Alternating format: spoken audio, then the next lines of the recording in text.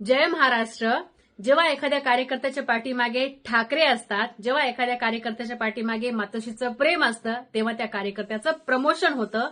अशी लाखो करोडो उदाहरणं महाराष्ट्राने पाहिलेली आहेत. त्यातलंच एक उदाहरण हे तुमच्या समोर दिसतं आहे.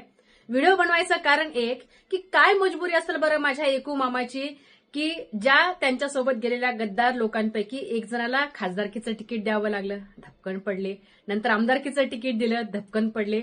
आणि आता त्याच व्यक्तीला महानगरपालिकेचं तिकीट दिलंय. काय मजबुरी असेल बरं माझ्या एकू मामाची. असो, खरं तर मला भाजपवरती हसायला येतं.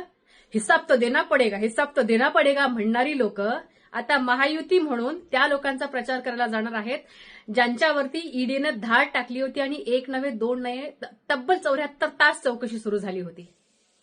कसं आहे ना, जेव्हा तुमच्या डोक्यावरून ठाकरेचा हात जातो त्यावेळेला तुमची कशी दयनीय अवस्था होते हे तुम्ही लोकसभेमध्ये पाहिलात, विधानसभेमध्ये पाहिलात आणि अर्थात आता महानगरपालिकेमध्ये सुद्धा तुम्ही पाहणार आहात.